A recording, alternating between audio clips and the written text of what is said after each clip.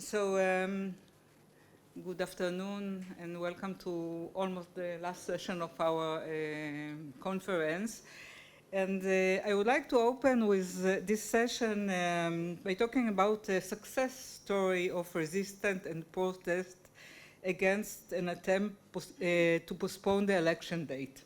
And we heard a lot of unsuccessful story about resistance.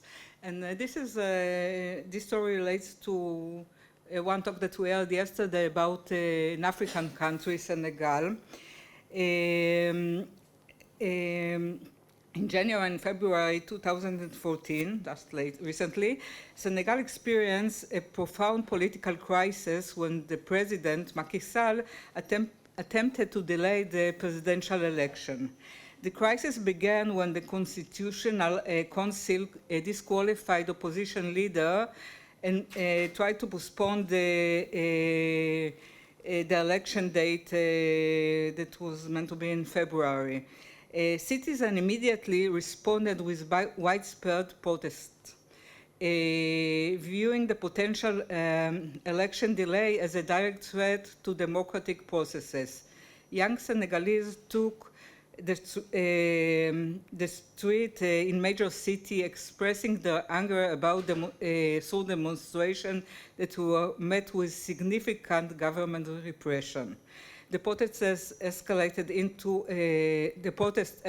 into a popular uprising demanding the preservation of democratic norm and immediate election. The resistance was characterized by street demonstration, digital activism, and solidarity across different social groups, which is kind of important in other places. The government responded harshly, with security forces using tear gas and live ammunition, resulting in multiple fatalities and injuries. Despite the violent crackdown, protesters remained resolute in their commitment to democratic principle. Ultimately, the resistance proved successful. The Constitutional Council was forced to acknowledge the illegality of postponing the election, and the vote proceeded as mandated. The opposition candidate, Bassirou Faye, won the election, marking a significant democratic victory for Senegalese citizens who at the risk their safety and life to defend their democratic rights. So we know this story, it's familiar in many respects. And the speaker of this session will introduce various voices of resistance and protest from different spaces and times. Our first speaker will be Professor Frank Gruner. Frank is a professor of history and Europe history at Bielefeld University since 2017. He held a PhD from the University of Heidelberg, where he was working as an assistant professor in the history department and as a project leader of a cluster of excellence, Asia and Europe, in a global context. His research focuses on the history of the Russian Empire and the Soviet Union in the 19th and 20th century, in particular on the history of Jews and anti-Semitism, the history of Stalinism in the Cold War, as well as the entangled history of Northeast Asia in times of imperialism. Current research focuses on the transcultural and transnational history of Manchuria and the cultural history of the concept of the Russian soul. And we are very sorry that you can't be with us today, but we hope that you will be able to come soon. And the floor is yours, Frank. Please try everybody to stick to 20 minutes talk in order that we will be able to have a Q&A. Thank you. Okay. Thank you very much, Irit, and hello to everybody in the auditory. It's my pleasure and a great honor to take part at your conference. I'm deeply grateful to the organizers, Ofra, Irit, and the whole team. And I'm really more than disappointed of not being able to be in Tel Aviv together with you and to have a real talk and exchange. Anyway, we hope for the future. Just one remark before I start. Actually, my presentation is more about the pressure of the regime silencing critical voices in Russia than on the civil society itself. Actually, I touch both aspects, but my focus is clearly on the regime. The Russian society appears strikingly passive in the face of the nearly 33 months long Russian aggression against Ukraine. This impression arises after the Putin regime has either silenced or driven into exile the critical and oppositional forces. The initial shock and sporadic outrage over the war that Russia has been waging against its neighboring country and its population with brutal force since February 24, 2022, seem to have given way to general lethargy. The vast majority of the Russian population appears to repress the reality of the war against a nation with which they recently shaped deep friendship and cultural affinity. This may be because they accept the regime's narrative of the so-called special military operation aimed at the alleged liberation of the Nazi regime in Kiev, or alternatively, it could stem from fear of the regime's punitive measures. Increasingly, more critically minded Russians accuse their compatriots of lacking empathy for the suffering of Ukraine's population in this war. Particularly alarming is the high and growing level of public support for the military actions of Russian troops in Ukraine, despite the significant losses of Russia's side. According to the BBC, estimates between 100,000 and 150,000 soldiers have died between February 22 and September 24, just on the Russian side. For larger segments of Russian society to begin resisting, it likely requires greater disruptions in daily life and an even higher amount of war casualties. This, at least, is my pessimistic assessment, which I will elaborate on in my lecture. I have divided my lecture into three parts. The first part focuses briefly on the development of state and society in Russia under Vladimir Putin, essentially covering the years from 2000 to the present. In the second part, I will address the evolution and suppression of civil society in Russia, focusing particularly on the later Putin years, especially since 2012. And in the concluding third part of my lecture, I will summarize and offer a forward-looking perspective by presenting several theses regarding the development of political regime and civil society in Russia. I come to my first point. Vladimir Putin was a political unknown in Russia when President Boris Yeltsin surprised many by appointing him prime minister in August 1999. A few days later, the Duma confirmed the president's decision. For the vast majority of the population of the Russian Federation, the former KGB officer from Leningrad remained a largely obscure figure, even months later when he assumed the presidency from Boris Yeltsin on December 31st, 1999. A key factor in understanding the future politician is Putin's ideological and social formation, shaped significantly by his background in the Soviet intelligence service. Putin's disdain for democracy and parliamentary systems, as well as his fundamentally anti-Western outlook rooted in Cold War thinking can be attributed to his KGB upbringing. His consistent disregard for human rights and civil liberties in pursuing political goals, coupled with its adherence to a highly masculine, hierarchical, and anti-modern worldview and value system, also reflect the norms of the Soviet intelligence world, which operated by its own rules. Putin's rise from an intelligence officer to head of government, and within just a few months to the highest office in the state, warrants a deeper analysis that cannot be undertaken here due to time constraints. Masha Gessen, the Russian-American historian and journalist, offers an insightful account of this transition of power from Yeltsin to Putin in her book, The Man Without a Face, The Unlikely Rise of Vladimir Putin from 2012.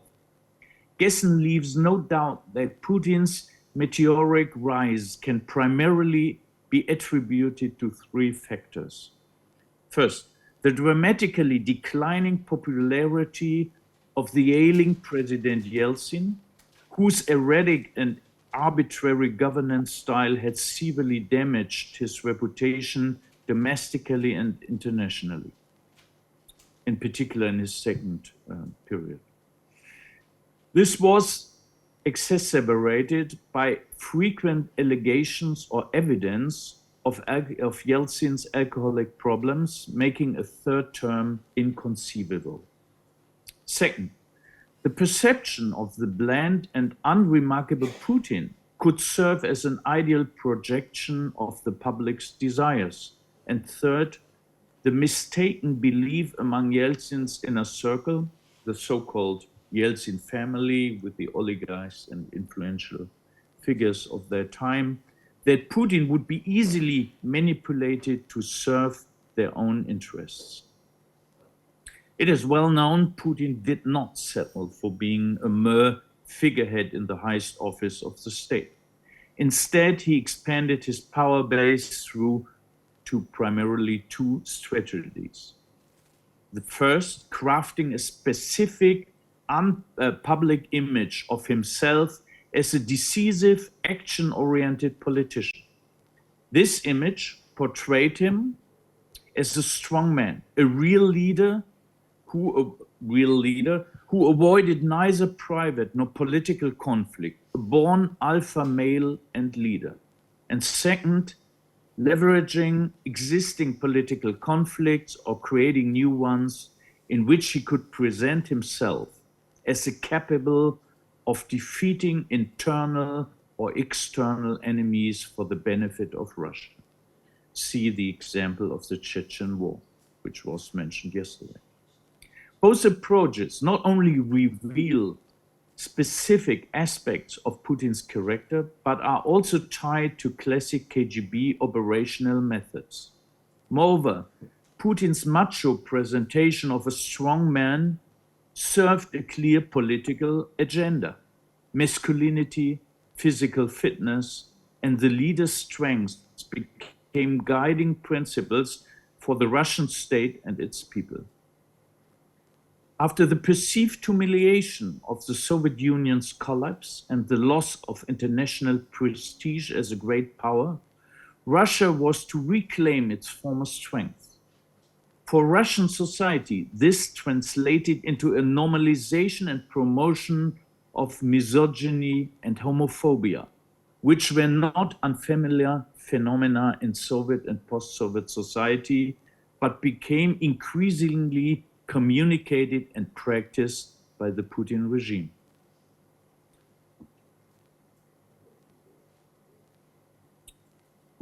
From the early 2000s, Putin combined his assertive image as a capable, action-oriented president, unafraid to use massive violence, as demonstrated in the Second Chechen War, with the construction of a compelling narrative.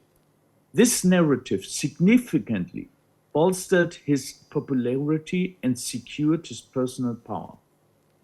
Through his propagandists, Putin effectively announced the dawn of a new era with his rise to power. This era promised not only the replacement of an ailing old president with a younger, vigorous leader, but also the end of the political and economic instability of the 1990s and the plundering of Russia by greedy oligarchs and corrupt politicians. Under Putin, the state itself, rather than self-serving elites aligned with foreign interests, as during the Yeltsin years, was set to hold power once more. Of course, we all know this is propaganda.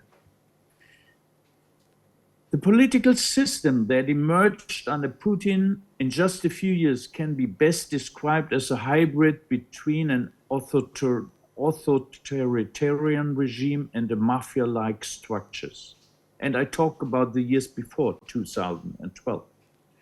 Munich-based political scientist Margareta Mommsen characterizes the Putin system as, I quote, a hybrid of autocracy and oligarchy, a dualistic power structure in which, alongside the outward appearance of authoritarian presidential rule, the affairs of the state are shaped and directed by opaque and formal political networks. End of quote.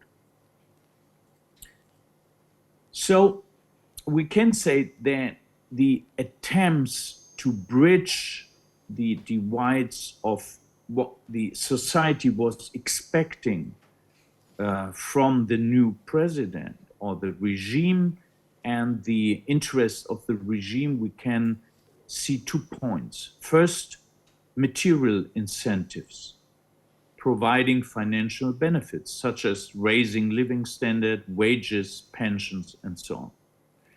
And secondly, political ideological appeals, promoting the idea of Russia as a great power and fostering national pride.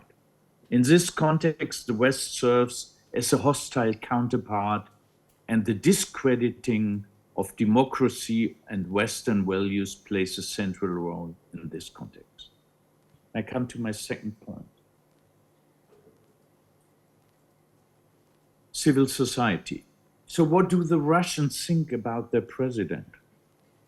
It's not an easy task, as you can imagine, to give a clear picture of the Russian population's attitude, as we have no clear picture or research in that field cannot done really openly, of course.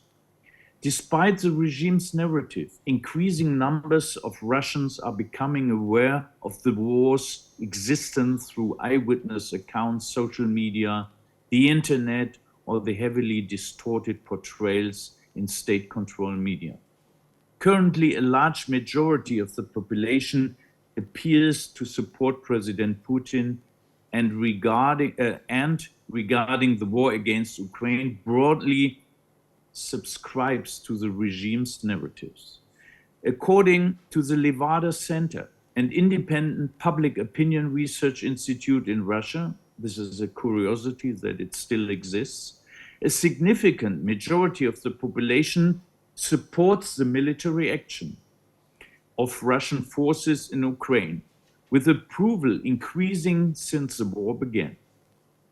So you see that in February 2024, so exactly 2 years after the beginning of the full-scale war, about 46% of respondents expressed outright support for Russia's military actions in Ukraine, and an additional 30% sort of somewhat agreeing. And this covers actually all age groups.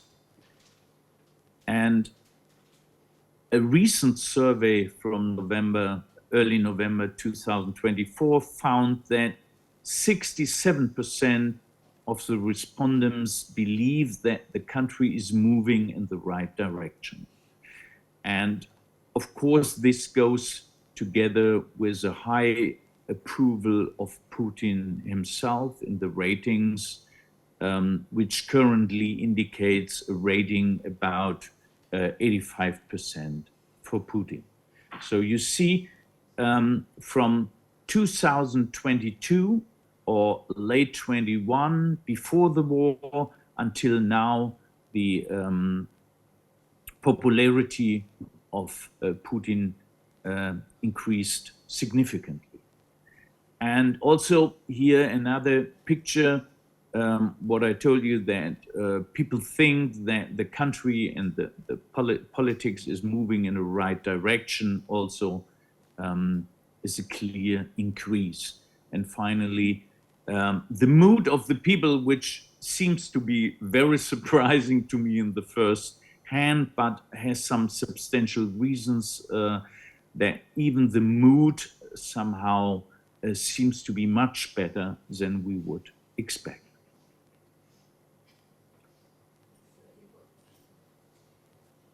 Yeah, let us take a quick look at the structural developments of civil society in Russia. After the dynamic growth of civil society in the 1990s and 2000s, early 2000s, the period following Vladimir Putin's return to presidency in May 2012 has been marked as a noticeable slowdown in civil society's development. Since around 2015-16, this trend has reversed, with civil society activities in decline. This stagnation and regression are likely closely tied to political developments within Russia and the Kremlin's increasingly imperialistic and anti-Western policy. It is evident that domestic repression has intensified drastically in the short period since Russia's invasion of Ukraine. This has had dramatic consequences for civil society activities, which, where they persist at all, are increasingly perceived as hostile by the Putin regime. One could argue that the suppression of civil society is, in a way, the domestic counterpart to the Kremlin's imperialistic anti-Western foreign policy. So what we see, of course, is a decline of activities in all kinds of expressions of civil society. We have a repression against NGOs several years before the war. So this started with the foreign agent law in 2012. And we have a significant decline of from around 200 organizations in the field of human rights, of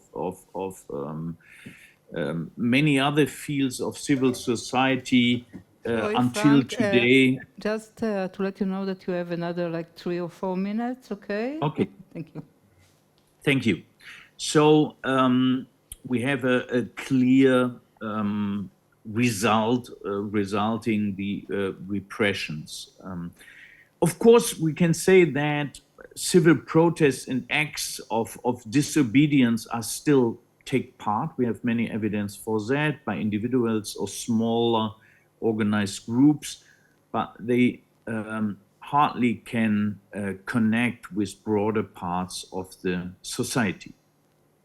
So the last phase of the repression, I just told, begin 2012, 2015, after starting the occupation of Crimean Island, an intensification of political and economic sanctions of NGOs. And we have then a phase of transition before the war, and following the war's outbreak in 2022 and 3, a drastic escalation in police state and judicial actions against any form of individual expression deviating from the official narrative on the Ukrainian conflict. I come to my conclusion and my thesis for discussion. First, while civil society in Russia has been a vital force vital force for democratization and reform, it also includes nationalist, anti-Semitic, and far-right elements, which is often overseen.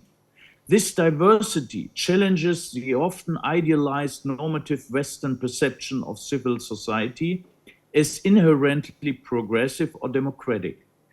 The diversity, evolution, and impact of civil society groups in Russia remained underexplored.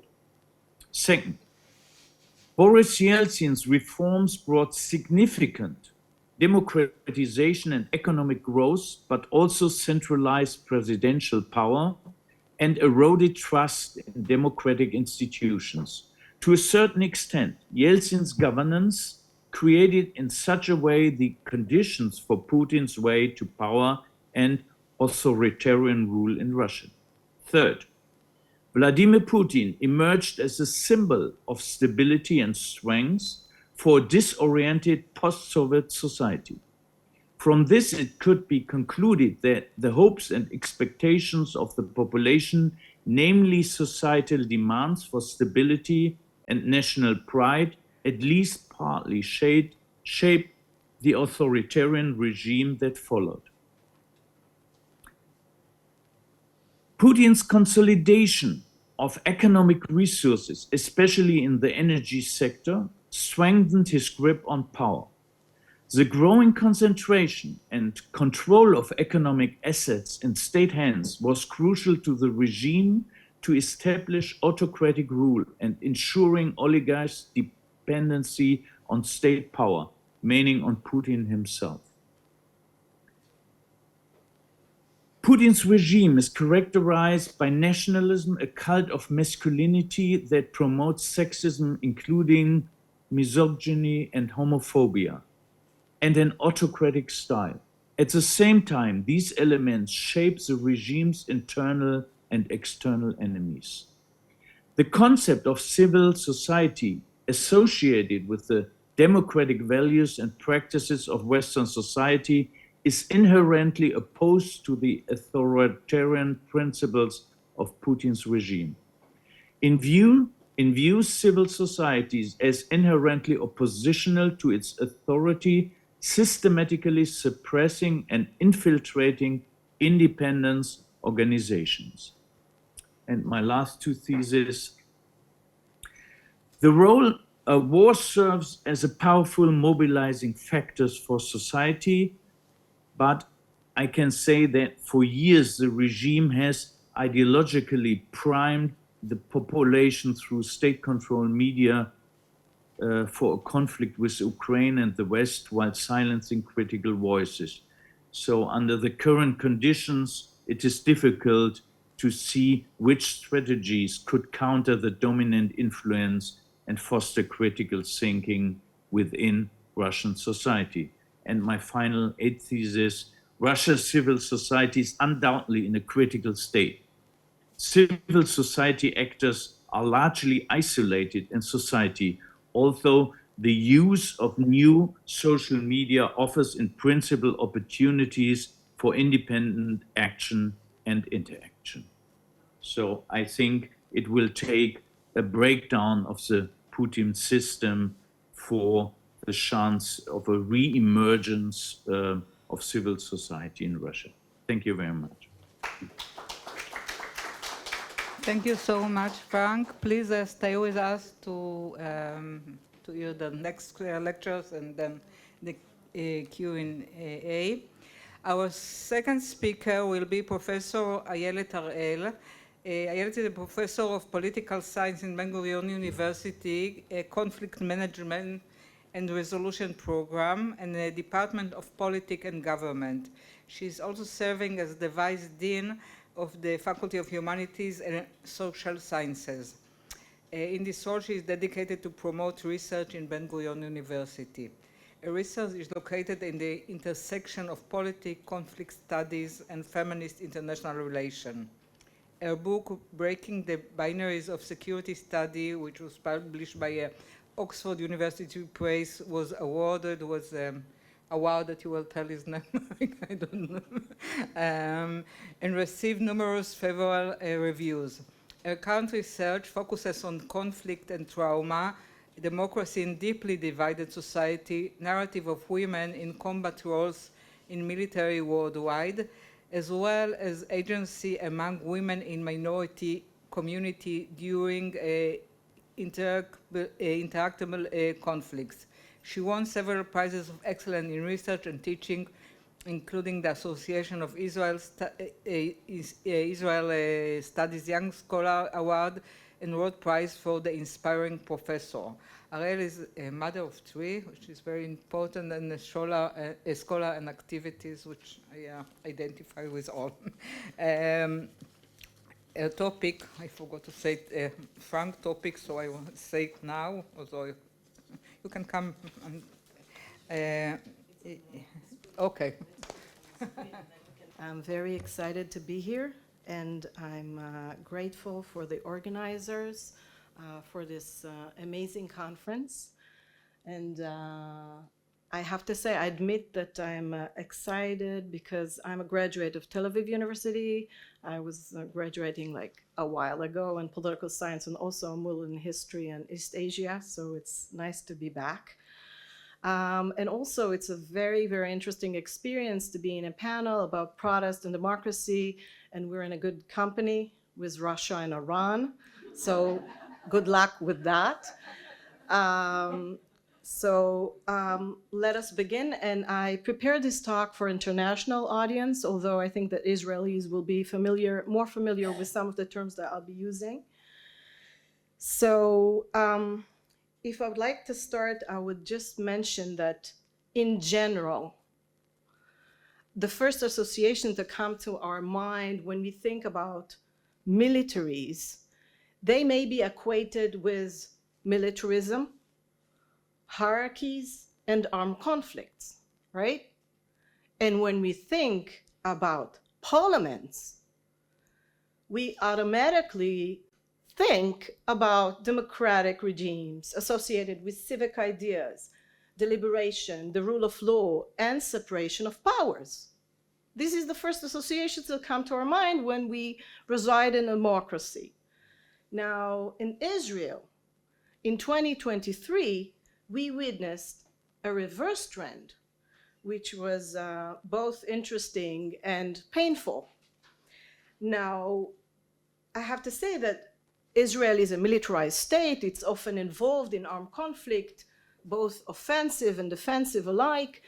And as you know, Israelis are obligated to serve in the military for a period of about 2.5 years. It varies in different rules and so on. And subsequently, Israelis are obligated to serve in the reserve forces for about 21 to 45 days per year, up to the age of 44.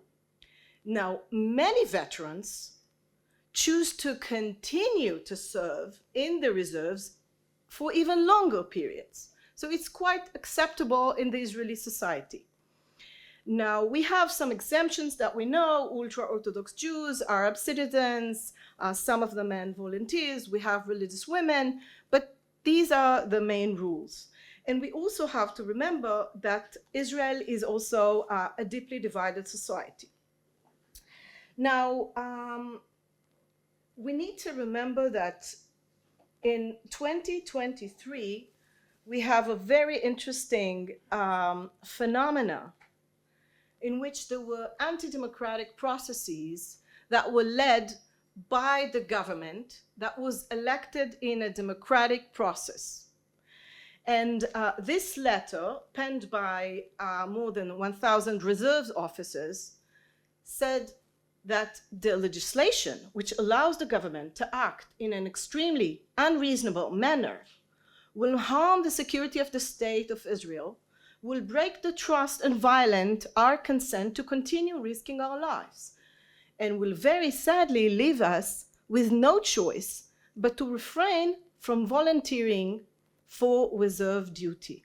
Now, this letter was sent to Knesset members, to the IDF Chief of Staff, to IAF Commander Tomer Bar, and so on. Now, massive number of reservists who objected to continuing to serve in reserve duty as a protest against the anti-democratic moves by the government, were indications of an unprecedented social phenomena that is worthy of scholarly attention. The Israeli political scene manifests populist trends that are currently not unfamiliar in other societies, and the Israeli case might therefore provide a hint of how future regimes might act in other states, affecting the interrelations between politics and the military. Now, what is interesting to see is that the social resistance and the refusal to serve in the IDF were the direct outcome of the recent moves of the governing coalition that were trying to implement drastic reform of the judiciary, as well as other changes in state system in a process that had become as a legislative blitz.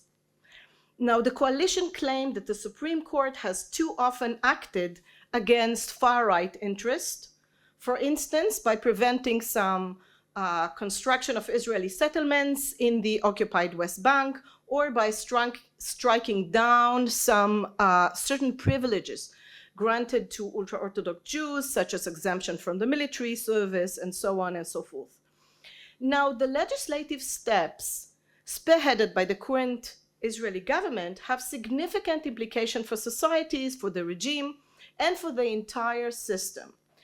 Now, I would not get into the specific legislation and the legislation proposal. I will just say that as a whole, about 200 bills were proposed by members of the coalition during the Knesset in the past session. And the war of October 2023 postponed the legislation to some extent, but it seems that it's moving along again. Now, I will not get into all the details about Netanyahu's legal charges, but I would mention that he has several legal charges that caused the center and the left to decide that he's not trustworthy, and then they decided not to create a coalition with him. This led to a situation in which he had to choose: if I need to win the seat, I need to create a coalition with the right-wing, very conservative forces. Now, they have their own reasons for wanting to restrict powers of the Supreme Court and so on and so forth. Each group in the coalition have its own motives. Now, Israel was never a perfect liberal democracy, let's say, and the current government is pushing the country closer to a regime that is similar to the regimes currently ruling in Hungary and Poland and elsewhere. Now, in this talk, I don't want to get into the comparative issues, but I would like to address and to highlight the interrelation between society, democracy, and the military. How do we, as critical scholars, put an identity on the military? Is it a part of the state? Is it an autonomic body? How do we interpret situations in which the military is allegedly more democratic than the state, than the political arena? So the ever-winding public protest of 2023 was unprecedented in Israel and elsewhere. Every Saturday night, from January 23 until the start of the October War, 5 to 10% of the Israeli population headed out to demonstrate in the street of various cities and regions against the drastic judicial reform.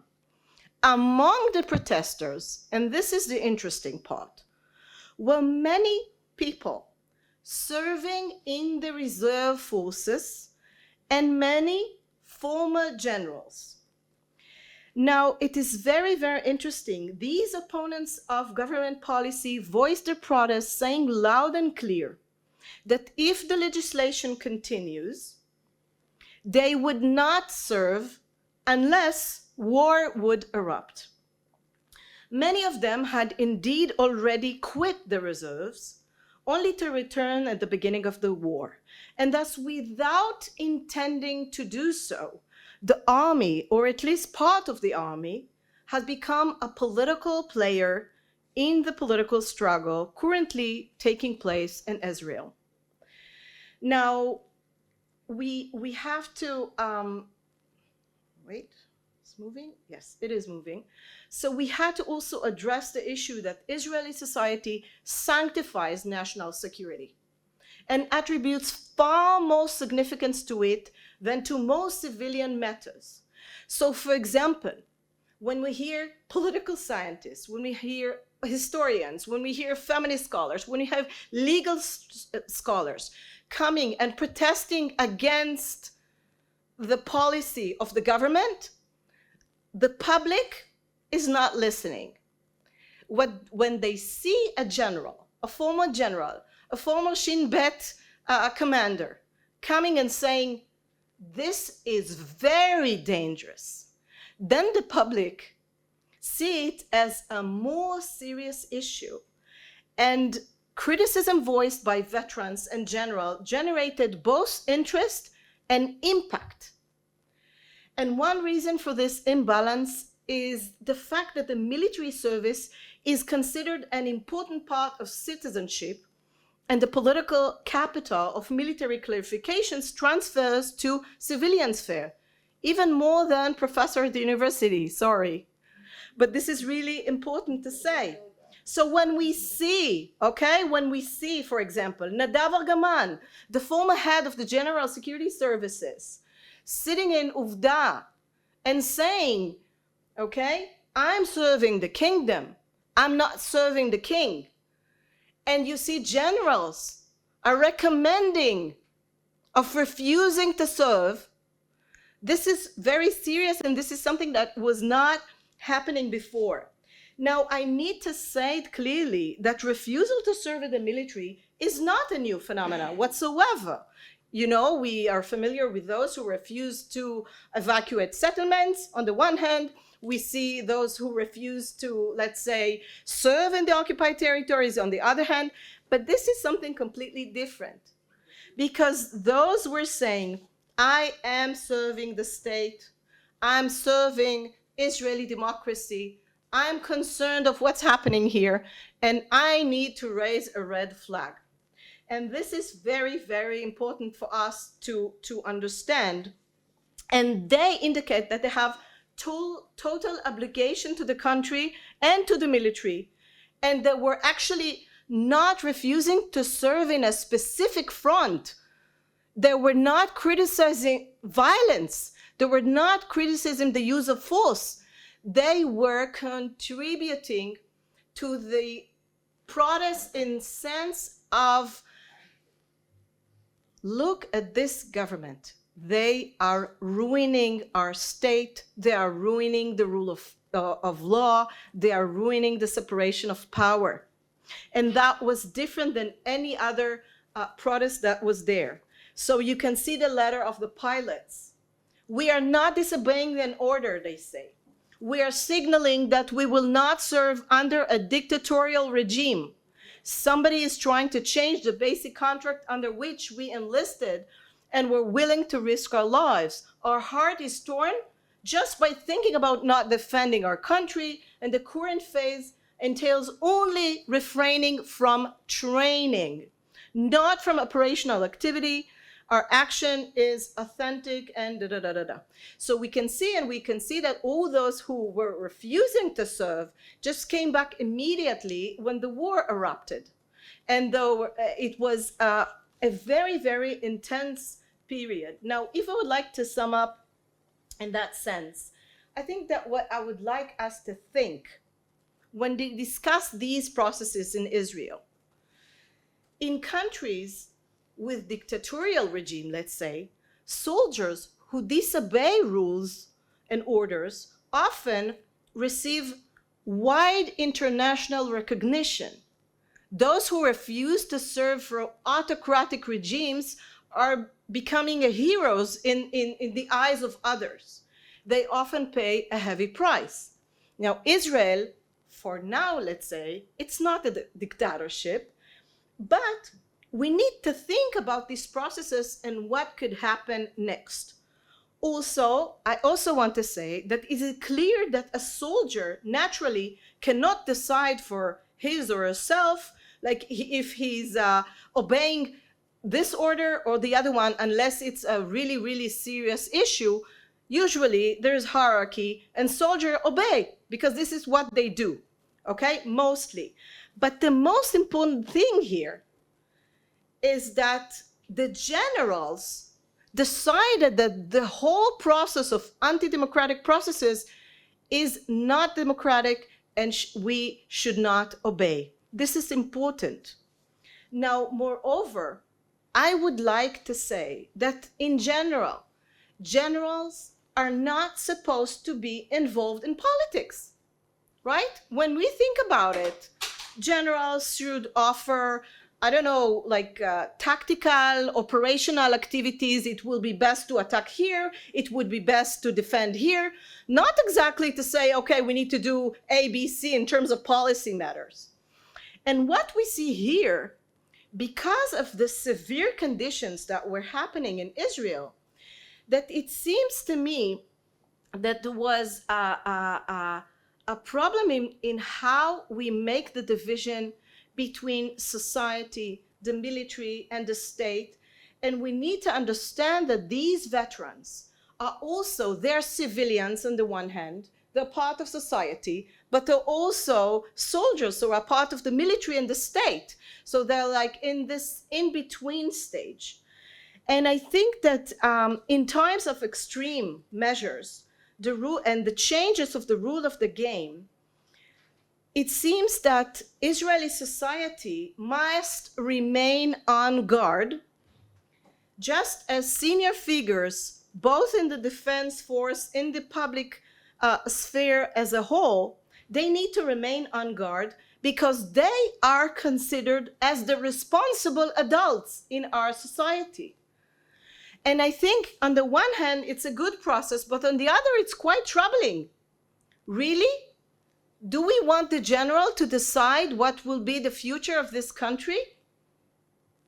So I think in that sense, it's also good, it's also bad. We need to think about it perhaps together. And for me, it seems that the current government of 22-24 threatened to change the rules of the game. And for the time being, it seems that the tension between the government and the opposing forces, including the reservists, is continuing. Although the war is there, it's a big deal.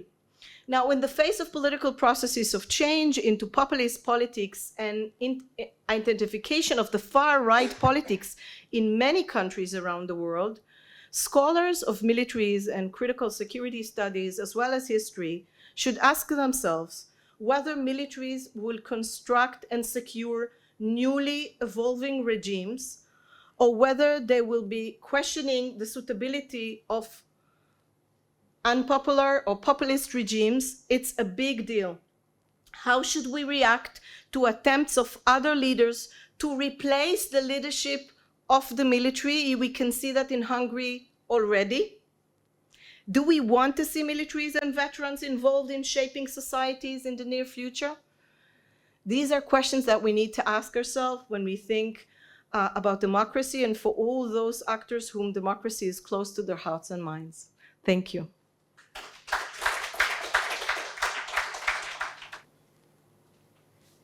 Thank you, Ayelet, for such a relevant and interesting topic, and also sticking for the time at the time. Our last speaker is Dr. Liora Hendelman-Baavur. Liora is a senior researcher at the Alliance Center for Iranian Studies, and she served as the head of the center from 2019 to 2023. She's also a senior faculty member at our Faculty of Humanities and teaches in the Department of Middle Eastern and African History and in the Liberal Art Program. She is the author of Creating a Modern Iranian Woman, Popular Culture Between Two Revolutions, published in 2019 by Cambridge University Press.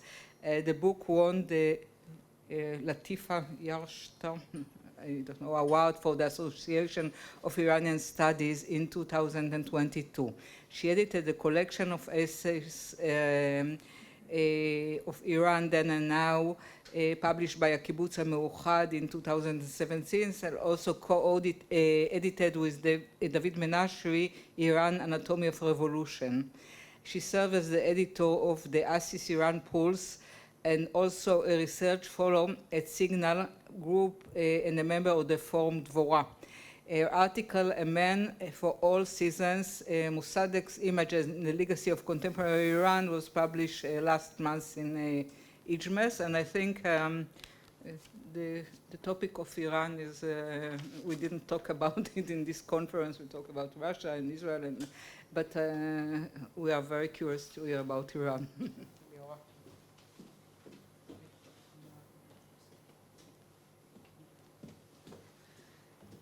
Thank you, Irit, and all my colleagues and members of the committee of the organizers of this conference. So it's a pleasure also to be a speaker.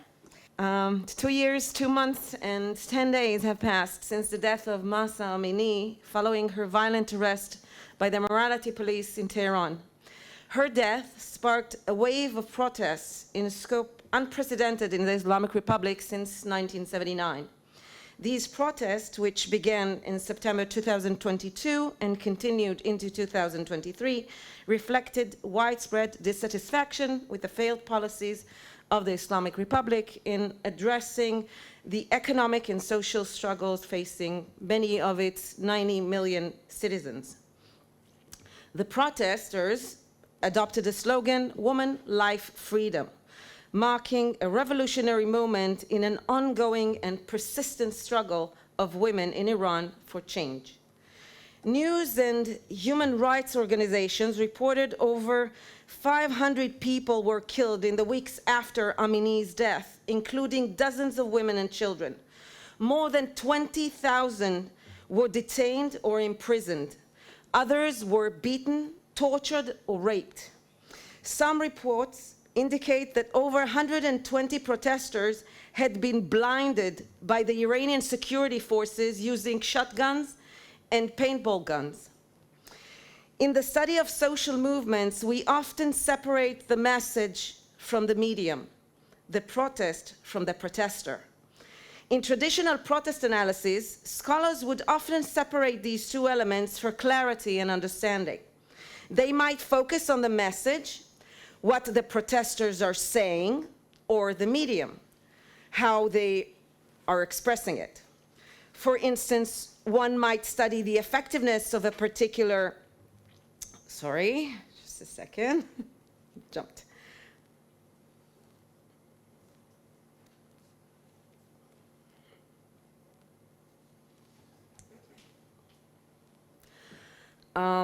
So they might focus, for instance, on the effectiveness of a particular medium, powerful slogan, or a well-timed protest march, without necessarily focusing on the message it is conveying. But what happens when the body itself becomes both the battleground and a weapon of resistance?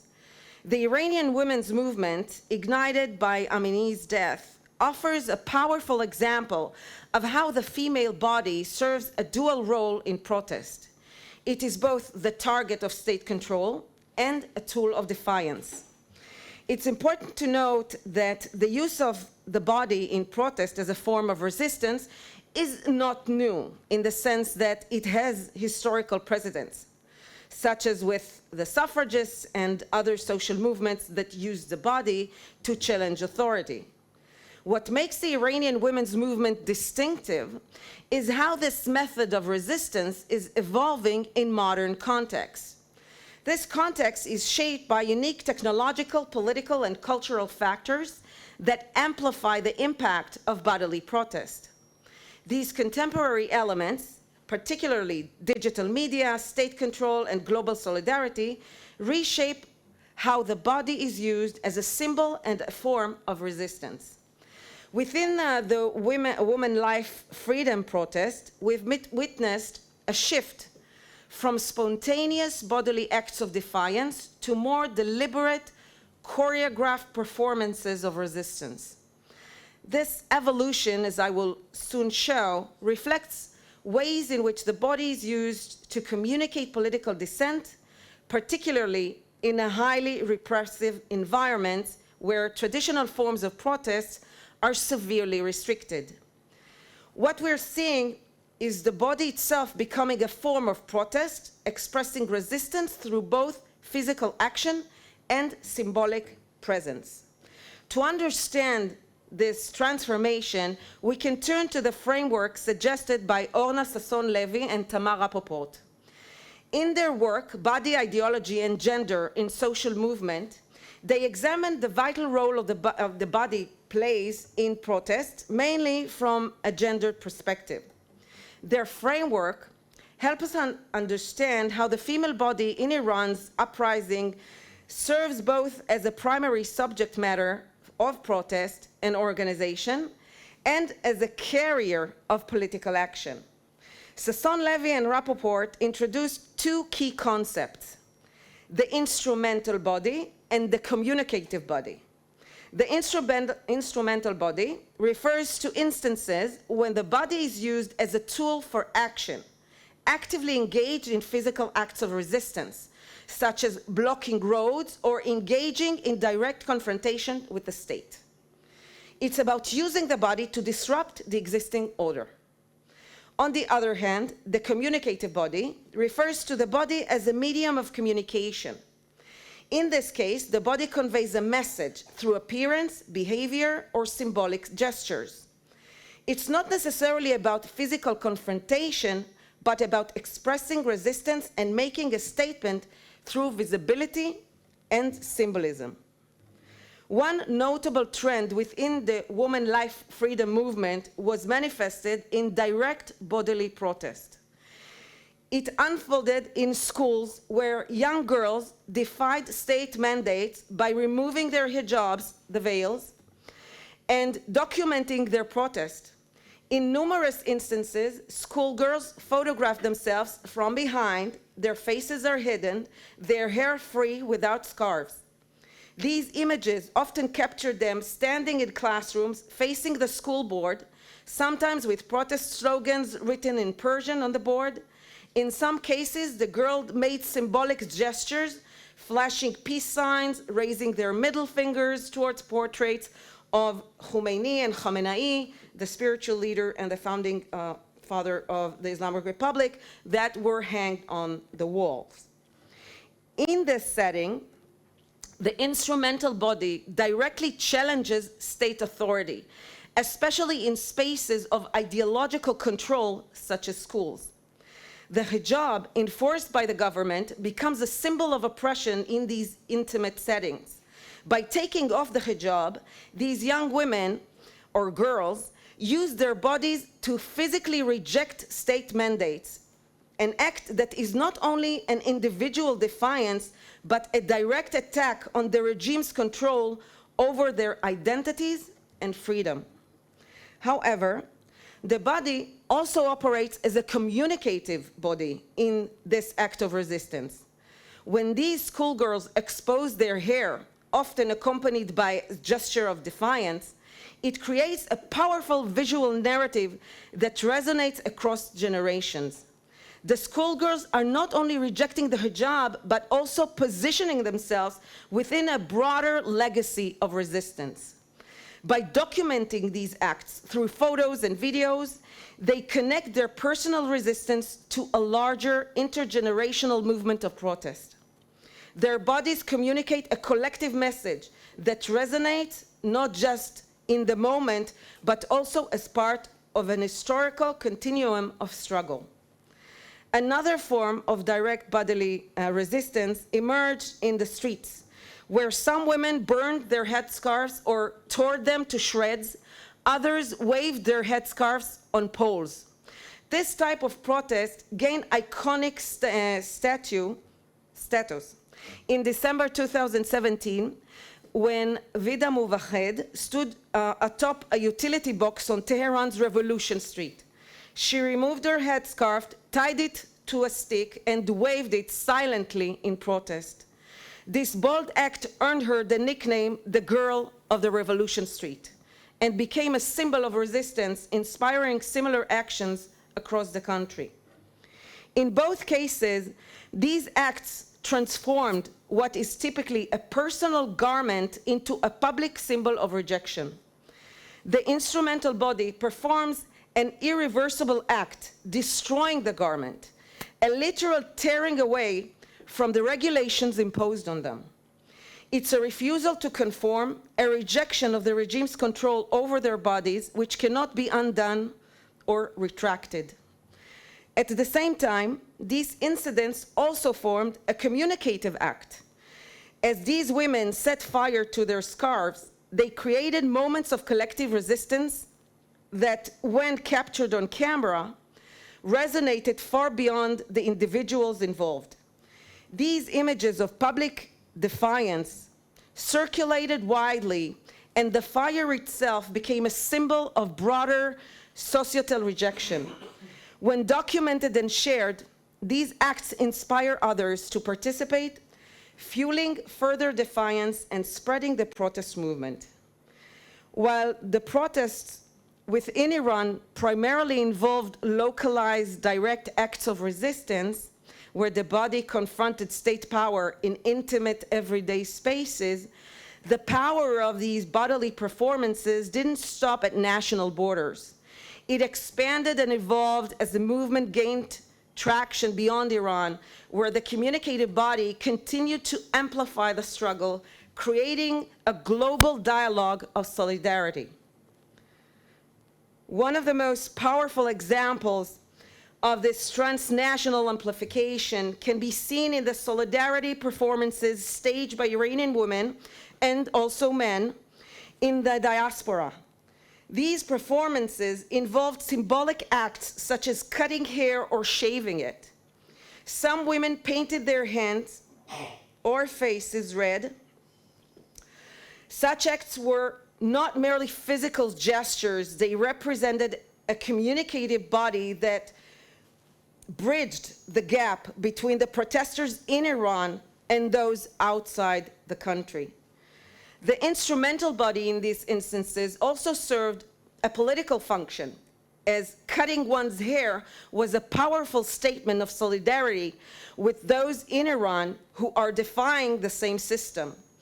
Iranian women in the diaspora used their body to connect with the movement back home in a tangible way, effectively becoming part of a global protest by amplifying its visibility. The transnational amplification of the protests, which went beyond the reach of Iranian state control, had a profound outcome. While protests within Iran are heavily surveilled and repressed, actions outside the country took place in spaces where freedom of expression is protected. These contrasts made the transnational performances all the more poignant, as they not only highlighted the courage of those protesting within Iran, but also showcased the solidarity of those standing with them from outside the country. These performances emphasized the communicative body as a powerful transnational symbol, transcending national borders and amplifying the struggle of women in Iran. Moreover, this is from Israel, by the way, the digital nature of these acts extended the reach even further, as these performances were captured on phones, shared on social media, and disseminated through global networks. They created what I call cascading effect, that each documented act of defiance inspired and empowered others, creating a continuous cycle of resistance that transcends geographical boundaries. The significance of transnational performances lies also in how they created a new global layer of solidarity. These performances, while reaching a wider audience, still retain a sense of immediacy that kept the connection to the local struggle alive. When diaspora communities engage in these performances, they contributed to a collective visual archive of resistance. These images circulating back into Iran helped establish a virtual dialogue between those within the country and those abroad, reinforcing the movement's strength while transcending physical and national boundaries. In addition to the grassroots spontaneous expressions of resistance, more polished and institutionalized forms of artistic mediation have emerged. These involved established artists and cultural institutions that created refined representations of the protest. While such contributions enhanced the movement's global visibility, they also brought challenge. The incorporation of protest imagery into commercial products, such as earrings, keychains, and t-shirts, could dilute the raw urgency of resistance, turning symbols of defiance into commodities. The commodification risks overshadowing the grassroots authenticity of the movement by prioritizing marketable forms of expression over the core messages of the uprising. In spite of these tensions and challenges, artists play a crucial role in preserving moments of protest. Through visual media such as photography, painting, sculpture, and digital art, they capture the body in protest and immortalize its symbolic power. This preservation allows the protest to extend beyond the ephemeral, ensuring that the defiance of the moment remains in collective memory. For instance, photographs of women burning their hijabs or cutting their hair becomes iconic images that are reproduced and circulated, retaining the visceral energy of the original protest. These images transcend their immediate context and acquire a wider meaning, representing resistance not just in a specific regime, but contribute to a broader ideals of authoritarian control. Art does more than just preserve these moments. אני אסיים לפני. So art does more than just preserve these moments. It transforms them into universal symbols of resistance. As examples of this is the depiction of Iranian women's protests in art, where the act of unveiling or removing the hijab is reimagined as a symbol of freedom. The hair, once a marker of submission, becomes a powerful emblem of defiance and personal autonomy. Artists use the hair as a symbol to reflect broader struggles around gender, identity, and freedom of expression. These works then circulate far beyond the borders of Iran and resonate with other feminist movements worldwide, thus turning localized act of resistance into universal call for justice. The act of the body protest evolves from being an individual or collective gesture into a visual language that can be understood across cultures. One of the unique features of artistic mediation is how it transcends linguistic barriers. Unlike written or spoken forms of protest, visual art operates as at a universal level.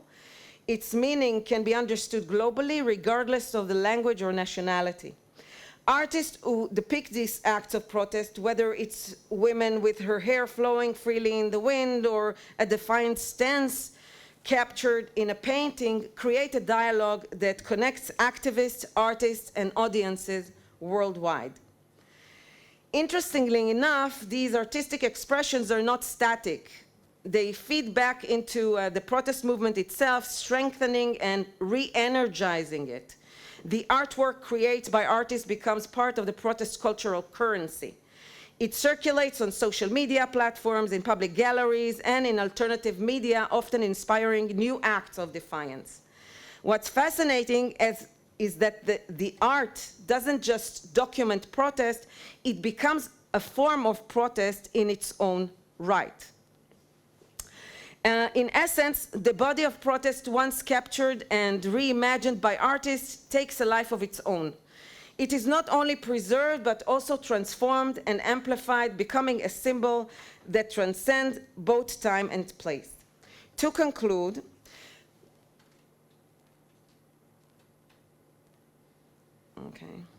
as a feminist scholar who has long privileged the pen over the bodily protest, my own engagement with the Iranian women's movement challenged this position. I was invited to participate in Muhammad Barangi's protest installation at the University of Leicester. Through black and white headshots of women worldwide, juxtaposed with red figures, the installation embodied what we've discussed today, how individual bodies become collective symbols of resistance. The red figures marking the young Iranian women who were killed in the protest have become powerful, communicative bodies. Their absence paradoxically amplifying the movement's presence and persistence. They remind us that in the choreography of protest, the pen and the body are not mutually exclusive tools of resistance, but deeply interconnected instruments of change. Thank you very much.